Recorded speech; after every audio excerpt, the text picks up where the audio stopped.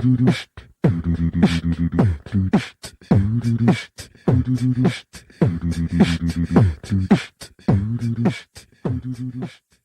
to Roguecast, the official podcast of Rogues Gallery Comics and Games in Round Rock, Texas, where we talk about comics, games, and other stuff on our pop cultural radar. I'm Randy. I am Nick. This is Dave. And today we are starting off talking about a comic book that Dave has been reading recently, Uncanny Avengers. Right. Actually, before we jump right into this, I was going to sort of quick see where everybody stands on Marvel now in general. DC did their big New 52 relaunch. Yes. And then, a year later? It was year and a half, Marvel followed with Marvel Now, which was not a reboot like DC did. It was a different approach, but they did relaunch a ton of books, new number ones, new creative teams and that kind of thing. So where are y'all kind of generally at on that?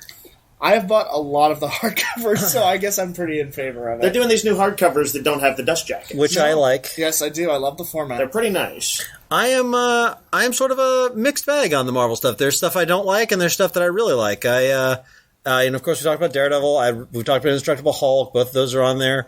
Even the stuff that I'm not necessarily reading, like Captain America or Uncanny Avengers, all looks pretty good. That's sort of where I am. Sometimes I'm just not in the Marvel mood, right? Yeah. And that's kind of, in a way, that's how I feel like I've been for the last several months. But certain books kind of get under my skin a little bit. Back when Grant Morrison did New X-Men, yeah. I had a on and again, off again relationship with that book, yeah. Where I couldn't stop reading it, but occasionally I'd be like, "Oh, that's just stupid," or Cyclops wouldn't do that. But then I kind of liked the fact that Morrison was both being traditional and pushing boundaries a bit. Right. And that is, in a way, what kind of eventually drew me to Uncanny Avengers. I've been flipping through it off and on. And by the way, for people who don't know the premise, this is in the wake of X-Men versus Avengers. Mm-hmm. This is what they call the Avengers Unity Team. So in the Marvel Universe, that's what people call them. They're the Avengers Unity Team. It's got a mixture of Avengers and X-Men on it. And the idea is to keep the two sides from having to fight again, and sort of there was sort of a realization, I guess, at the end of that miniseries that the Avengers had not done enough for mutants over time, and it sort of opens up more questions about it, sort of a deeper conversation about mutants, which means a deeper conversation about racism in our era, and but it's got Captain America on the team, but he's not leading the team, right? Correct. Havoc is leading the team, and by the way, just real quick, the creative team is Rick Remender is the writer, and a variety of artists on there, which is another one of those things that reminded me of New X-Men. I like all the artists, even though they're varied. So it opens with John Cassaday, who most people know best from Planetary. Mm-hmm. And then it's that guy whose name I can't say. Olivier Cope. Olivier Cope. I would say also that most people probably know John Cassaday from Astonishing X-Men. Yeah, I guess. You think over Planetary? I do. We all know him from Planetary, but I would bet most people would know him from Astonishing X-Men. Hipster crowd knows it from Planetary. Yep, that's what I'm saying. They were there back in the day, yo. Yep. And then they've had other artists who've so impressed me on there that I don't know as well, like Daniel Acuna. Yeah, however you say his name. He's currently on it, right? And every artist I've seen on there, I'm generally liking. Yeah. But anyway, it's a weird little book. It's dark, and that's one of the things that reminds me of Morrison's New X-Men. Also. The opening storyline is a kind of macabre. The villain is the Red Skull, and he has essentially stolen Professor Xavier's brain. I think this is Rick Remender doing both Silver Age weirdness, but with macabre modernness. It's sort of pulpy, actually. The thing is, pulpy is a good way to put it. It's what put me off at first. I saw that image, and I'm like, okay, I think I'm done. Yeah, there's a gross thing where see Xavier's getting brain surgery. Thinking about it, they talk on the back of the hardcover about how it's Cap is straight out of the villain is the Red Skull, straight out of the 1940s. And if you think it in those terms, the notion of sort of stealing a telepath's brain and using it, that's very pulp 1940s serial kind of thing. And if that's the flavor he's going for, then I can get behind it. I have not read this since the first issue, but I've been curious about it because the team looks so good. Right. And do you like Remender usually? No. Okay. No, I mean, you're being honest. It's more a case of I don't follow him very much, but when I do, and I followed a decent bit of his Cap relaunch recently. Yeah. That also had some very, very dark elements. It does. In that, but I'm enjoying the Cap. What's that too. alternate world that they're on in Cap? Dimension Z. Dimension Z, yeah. So again, very Silver Agey kind of idea, but what's going on there is who's the dude with the chest face? Arnim Zola. Arnim Zola is doing these Joseph Mengele experiments and making all these weird creatures, and they play and Remender plays up the grisliness of it, honestly, Yeah. a bit. So it's a little unpleasant at times. He's done that with a lot of his books. I mean, Fear Agent. He does that. plays with I was going to say, Fear Agent is my favorite recommender book because it is a creator-owned, so I don't have any problems with tone, and it doesn't feel out of place. And it's grisly, pulpy sci-fi. I mean, Right. that seems to be the flavor that he favors. Let's quick do the team lineup. Here's who we got. Cap is like sort of like so Havoc leads it. He leads the team. He's like the field leader. He's a guy in X-Men you don't see too often, but this is sort of the book where he's meant to come into his own. You've got Scarlet Witch. Scarlet Witch, who's obviously a big controversial mutant, accidentally wiped out the race once or twice. She's on her redemption path thanks to Bendis' work. You have Wolverine. Wolverine is Wolverine. Wolverine's Wolverine. Yeah. And by the way, I'm trying to remember now. I just read it a few weeks ago. This collection, but Cap's position is his formal position is he's on the team. I guess he just doesn't lead it. He's kind of there as spiritual advisor to, or like Yeah. he's like advisor to Havoc.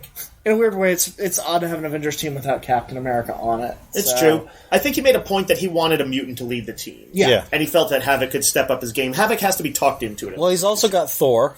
Their store is like the powerhouse. Yeah. And then they've got Rogue. Does Rogue have any of Miss Marvel's powers right now, or is she just? If I had one complaint about a lot of modern Marvel is that they don't really explain all of that stuff immediately. Yeah. There's not a ton of narrative caption. But does she use any powers in this, or is she just? From what I understand, power? she just has the absorption. Because in Brian Wood's X-Men, she seems to has have the absorption stuff, but I honestly cannot recall, even though I just read it recently. Whether she has... I don't think she has Ms. Marvel's stuff anymore. I don't think she does either, but then in Brian Wood's X-Men, she seems to. Yeah, you're right. She's like pretty strong and She's stuff. flying around, she's strong. Yeah. And she does some strengthy stuff in this, but I can't remember if she absorbed it from somebody. I hope she does, honestly, because I always prefer with those powers. As a baseline power, she should be able to fly and be super strong. And then later on in the run, Sunfire and Wonder Man come in. Right. And Wasp. And those are kind of all characters. So I like the mix. In the Avengers tradition, there's a lot of infighting. Yeah. Interestingly, like, Rogue is real pissy with Scarlet Witch. She does not get along well with her at all. And that makes a certain amount of sense. The two of them have never even known each other. I mean, that's a new relationship. We've never seen the two of them together, really. Rogue seems to be resisting a lot of it the most. She's like...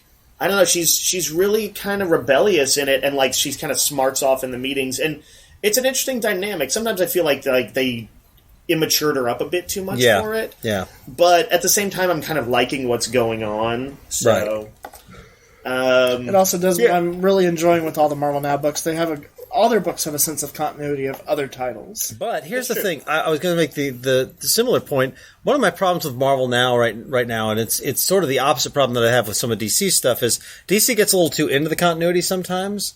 Marvel, it seems like they'll take whatever a writer's take on a character is, and it may not be consistent with what's gone before.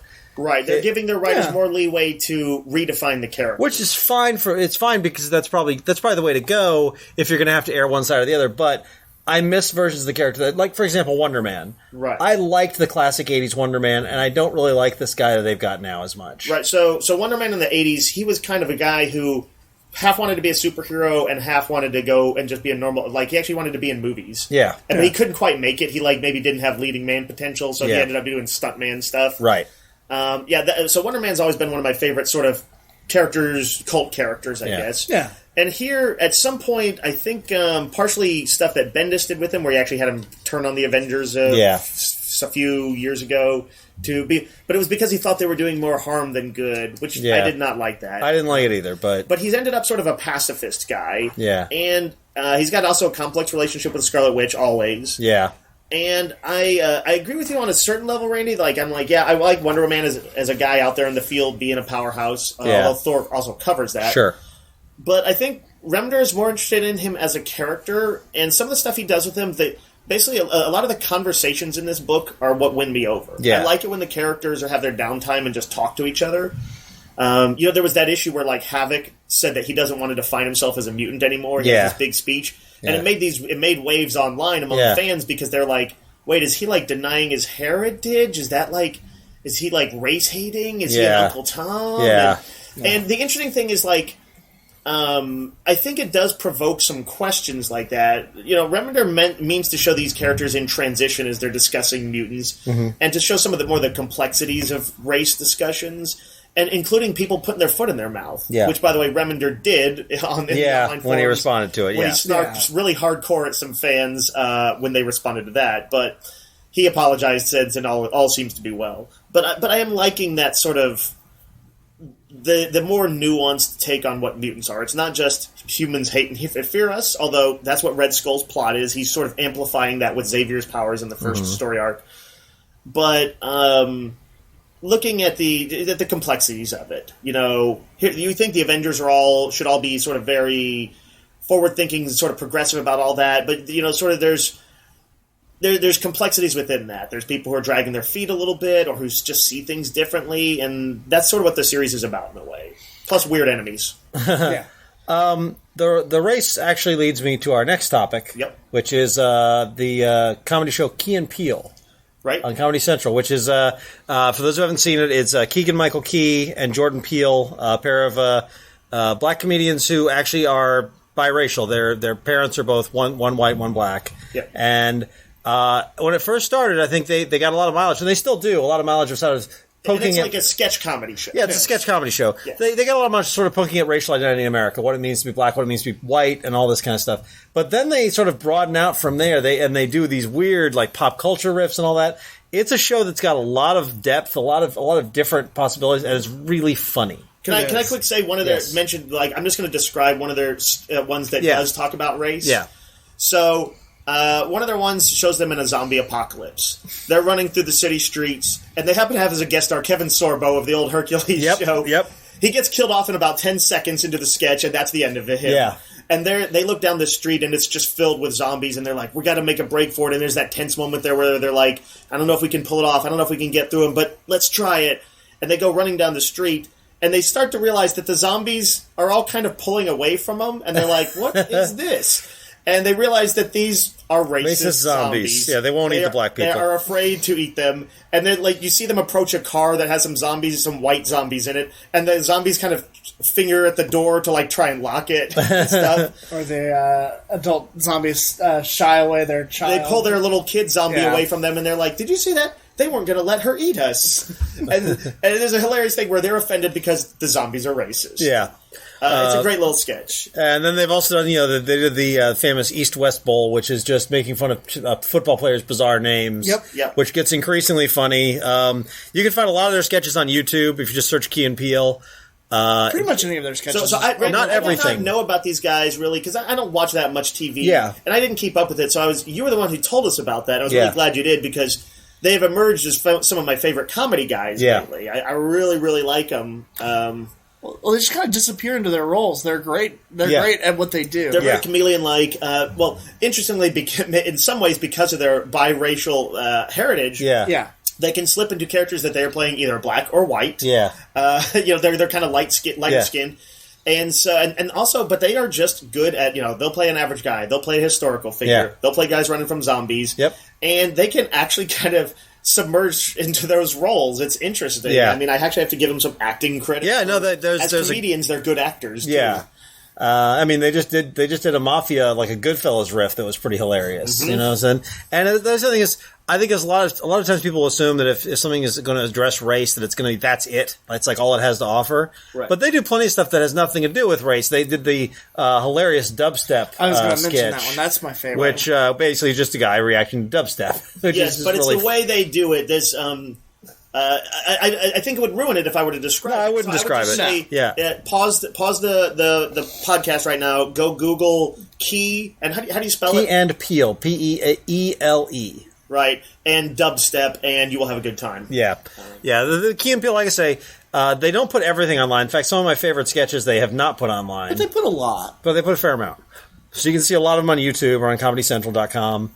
Definitely worth checking out. And like little, 5-minute sketches. Yeah, so you can test them out in nice little doses. And the two actors went on to one of our favorite web series, Epic Rap Battles of History. Right? Something I think we just sort of started stumbling across a couple it's gone on years ago. 3 seasons. The third season just started. What they do is they take characters, they have actors playing characters, and they rap battle. Right. So and those characters, imagine, say, George Washington versus Abraham Lincoln. Right. I don't think they did that precise one, but they've done at least those characters. Well, they've done 3 with Darth Vader versus Hitler. Yes. The one with the Key and Peele did was Mahatma Gandhi versus Martin Luther King. Sort of pacifist versus pacifist. Yeah. They did one that's Leonidas from 300 against Master Chief. That's Spartan versus Spartan. Yep. There's some great sort of fun pairings. And they've done some political stuff, like during the political season, they did Obama versus Romney. Romney. And that was pretty hilarious. It was pretty great. That is actually one I think people from both sides of the aisle can enjoy. Absolutely. The Wright brothers versus the Mario brothers. Yeah. Right. So they get absurdist sometimes because the Mario brothers are not necessarily characters from history. No, but they were brothers. But they were brothers. You don't know. They're from history. But yeah, it's Video game history. really, really funny. Definitely not safe for work. Yeah, that's what I was going to say. Not safe for work, but hilarious rhymes. They have a bunch of different styles. Everything from the Snoop Dogg lazy style to. In fact, they have Snoop Dogg playing Moses. That was amazing. Yeah. And they then get some great guests. What I guess I would call what do you call the nerd the nerd rap stuff? What do they call that? Oh, nerdcore. Nerdcore. Yeah, there's like they'll veer to nerdcore style because they did like Stephen Hawking at one point. Yep. And it's really pretty good. They actually do a kind of a cool thing where they subtitle it all. So just in case you're not catching the lyrics as they're flying by at really high speed, it's all there on the bottom. And they've been doing that from the beginning, which I thought was a really clever idea. Yeah. It's a lot of fun. It's just like 2 minutes per episode. Yeah, it's really and we all have devices attached to our TV that play YouTube at this point. So I think you fell down the YouTube hole watching all of it. I did. I fell in the watched a bunch of the other night. YouTube hole. I shouldn't say that.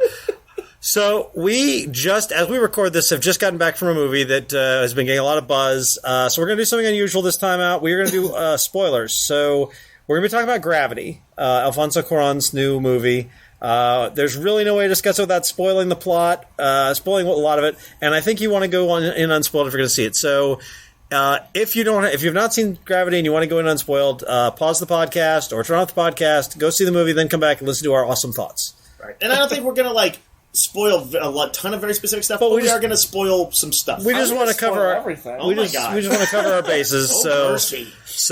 Spoilers from this point forward. So, Gravity. Can I ask before we jump into the movie? Yeah. What has this director done before? Well, I know the name, but I can't Harry say. Potter. He's in 2 of the Harry Potter movies. Okay. He did Children of Men. Did he do I think. Itumamo I believe so. Yes. Okay, Children of Men makes sense. Yeah. I can see the connection now between the two.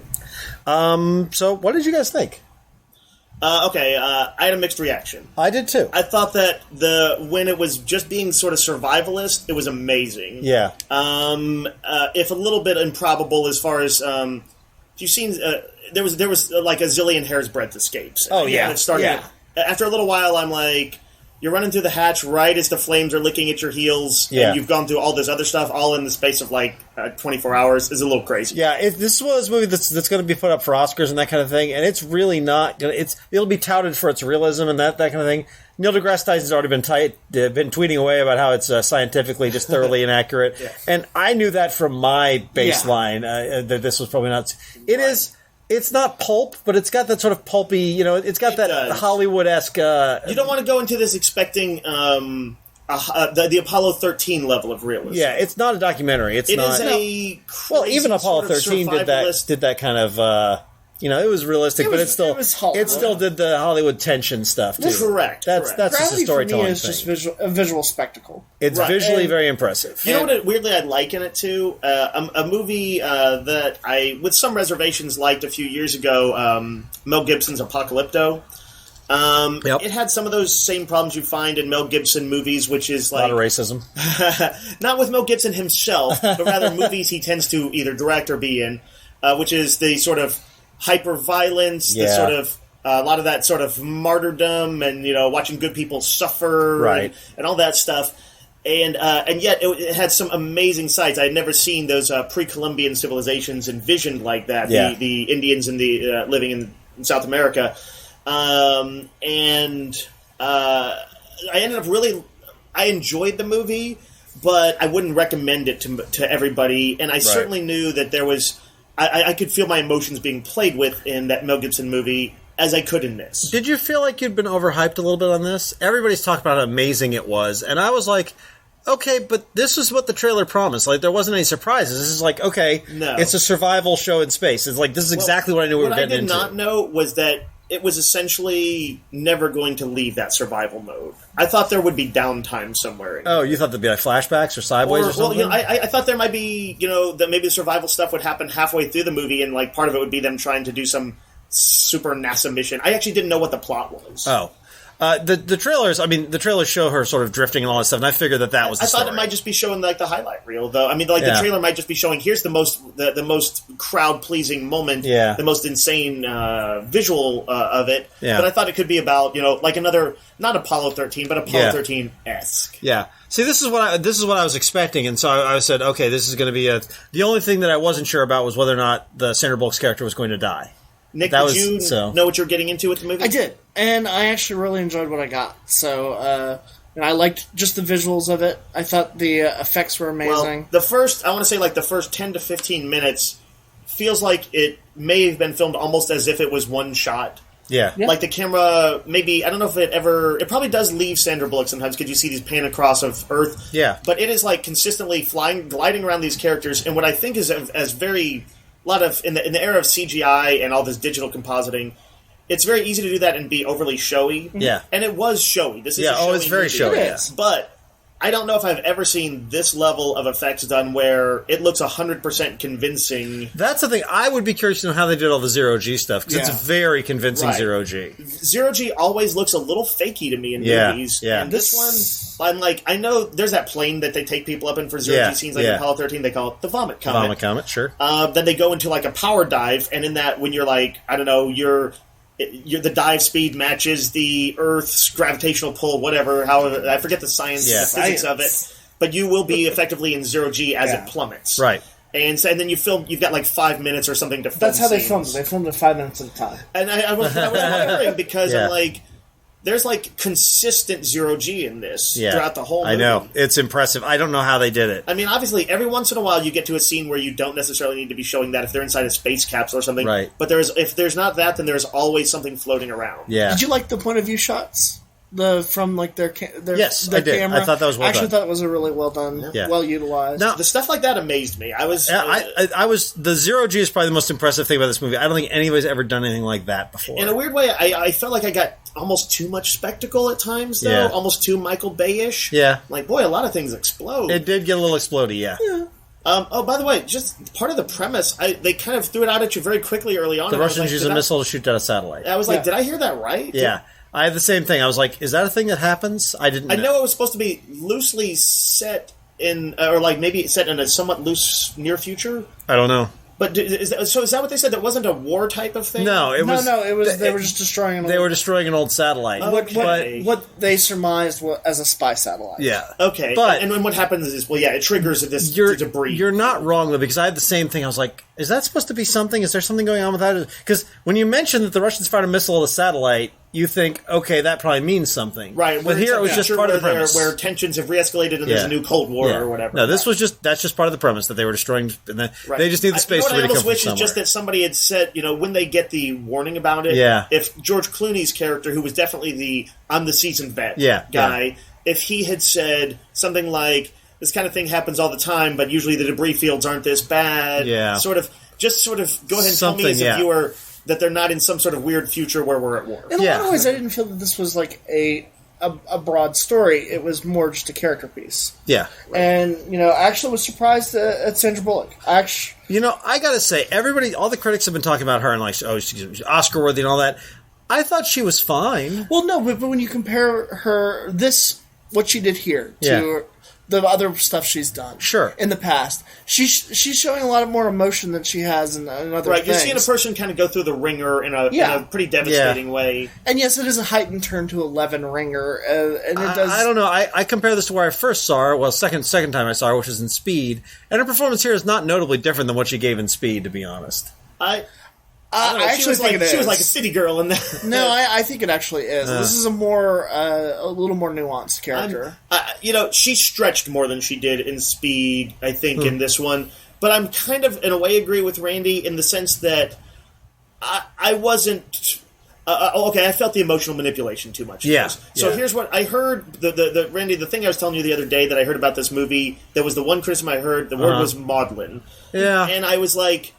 I went into it knowing that, and I felt like that in some way predisposed me to look for it. And boy, did I did. Well, yeah, I mean, you've got Clooney's astronaut. It's his last mission. He's about to retire, and I mean, you've got her with her lost daughter. There's a lot of stuff. It's just when they recover a body, you see like a little photo of his family floating next to him. So that stuff, inwardly, I was groaning, even as I didn't want to, because the amazing stuff was so amazing. Yeah, I mean. It's not a bad movie by any means, but I have to say I think I might have been overhyped a little bit. I think every time I like this amazing movie of the year, and I'm like, it was good. I actually didn't get the I didn't feel too overhyped on it. Like I knew people were talking about it, but I don't trust people. Yeah, well, that's fair. I don't trust us. You shouldn't. But in a way, it was just I'm just aware when I'm being emotionally manipulated more these days. And honestly, I felt it in his other movie, Children of Men, so that fits that you said it. Yeah. The first time I saw it, I was like, this is a pretty hardcore movie. Yeah. And then the second time I saw it, I was like, oh, wow, it's like, here's the cry now scene, and, the... Yeah. I think he's always trying to be inventive with his camera work. I think that is what he loves to do, and he's always successful, so... no, I actually really enjoyed the movie. I went in with lower expectations, so... But in general, I think we all... Any other thoughts on it, Nick? Like, notable things that stood out for you? I mean, there were scenes, by the way, in here where, like... in my mind, we've seen Star Wars and Star Trek, but they don't portray space realistically. No. For one thing, this was space that felt lived in. It felt like if you went inside the space station, there's crap floating around. Because and not that they're messy up there, because these were supposed to be in dangerous times. Yeah. And when stuff starts spinning on multiple axes, and you get these weird, crazy shadows because of the way the sun's hitting them, or things are reflecting off of like solar arrays. Yeah. It was stunning. That's the stuff like the International Space Station where they have those tethers or whatever. Yeah. Yep. I don't even know quite what all that was, but it looked freaking real. Yeah. That stuff was insane. I will say two other things. Yeah. I'm a sucker for George Clooney, just because I like George Clooney. I like George Clooney too, and I think he sells the character well here. And I actually liked the 3D. Yeah, I did too, and we don't usually do 3D, but I was pretty pleased with it. Yeah, I actually thought it enhanced... We didn't do the IMAX thing, which was, I guess, the ultimate version of it, and might have enhanced this. I have to admit, it might have. I don't think any of us... But it was not a small screen by any means. Sort of the zero G and all the other stuff. It was slow enough where the 3D enhanced it for me. No, I agree. I think 3D was worth... Usually people say, oh, go see it in 3D. I see it in 3D, and I'm like, there was no reason for that. This one was actually worth the 3D. I'm going to say I liked also the, except for a few points where I thought it was a little bit too weepy, the music, I liked the music for the most part. Yeah. It had this menacing undercurrent, and a lot of times would just drop out completely. The music was good, but I will say that I noticed it, and I don't usually notice music. It did seem a little bombastic and over the top. I do notice music. I was going to say, I just like it or don't to a movie. Like, you take a movie like Psycho or Usual Suspects, and the music is, man, you will notice it in that movie. Yeah. But I'm like, it's great. Yeah. To me, it's just the only question about music is whether it enhances the movie. Well, overall, I heartily recommend it, especially in theaters. Go see it in 3D. Yeah, I would say it's definitely one of those to see in 3D in theater. It's the visuals are a big part of what makes it work. Yeah, just don't go in expecting the world's greatest movie. Right. Yeah, don't go in thinking this is the best movie of the year you're going to see. It may not be for you. Right. But you're going to see some stuff that will impress you. Yes. Yeah. All right, well, that about closes it out this time. We will close with our traditional Yo Joe!